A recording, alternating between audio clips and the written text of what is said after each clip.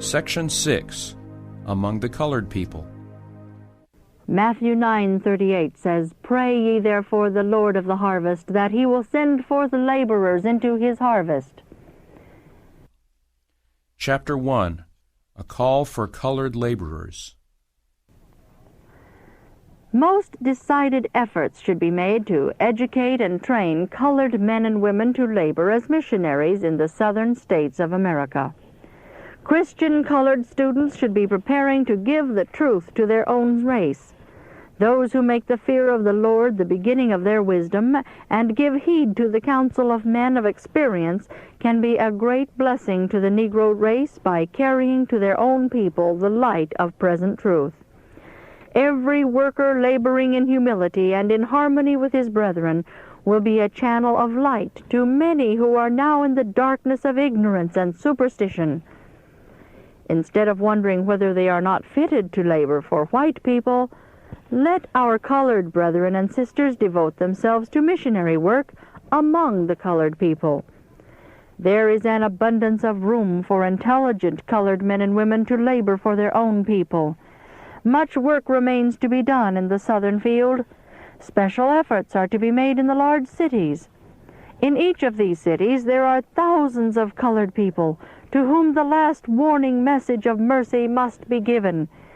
Let the missionary spirit be awakened in the hearts of our colored church members, and let earnest work be done for those who know not the truth.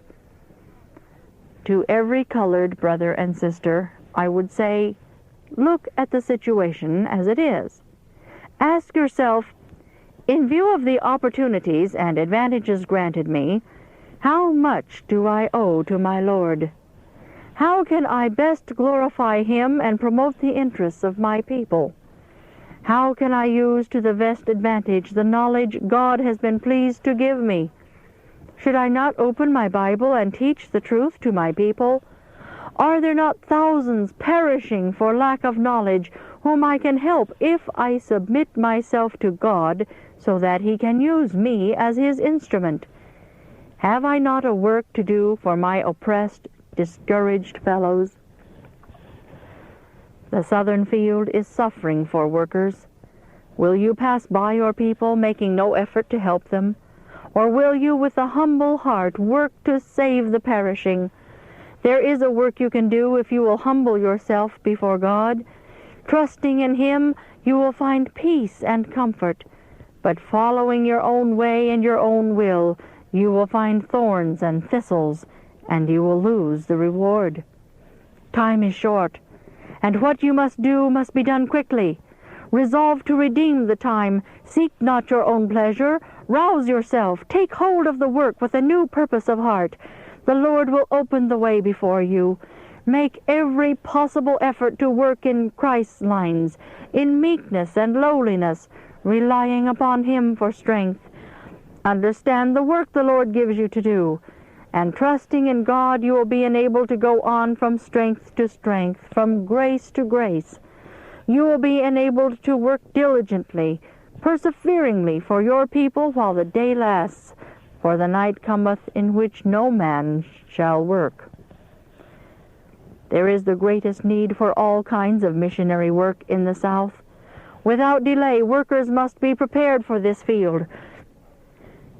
Our people should provide a fund for the education of men and women in the southern states, who, being accustomed to the climate, can work there without endangering their health. Promising young men and young women should be educated to become teachers. They should have the very best advantages. Schoolhouses and meeting houses should be built in different places and teachers employed.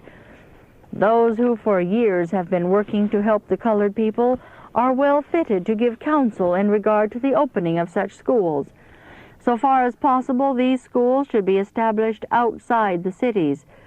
But in the cities, there are many children who could not attend schools away from the cities, and for the benefit of these, schools should be opened in the cities as well as in the country. The children and youth in these schools are to be taught something more than merely how to read. Industrial lines of work are to be carried forward. The students are to be provided with facilities for learning trades that will enable them to support themselves. Our churches in the North, as well as in the South, should do what they can to help support the school work for the colored children. The schools already established should be faithfully maintained. The establishment of new schools will require additional funds. Let all our brethren and sisters do their part wholeheartedly to place these schools on vantage ground. In addition to engaging in this line of school work, our colored brethren may do a good work by establishing mission Sunday schools and Sabbath schools among their own people, schools in which the youth may be taught by teachers whose hearts are filled with love for souls. Opportunities are continually presenting themselves in the Southern states, and many wise Christian colored men will be called to the work. But for several reasons, white men must be chosen as leaders. We are all members of one body, and are complete only in Jesus Christ, who will uplift his people from the low level to which sin has degraded them, and will place them where they shall be acknowledged in the heavenly courts as laborers together with God.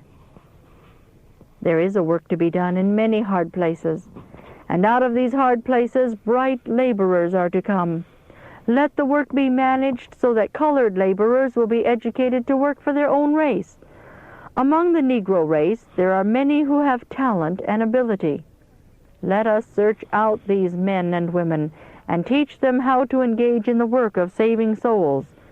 God will cooperate with them and give them the victory.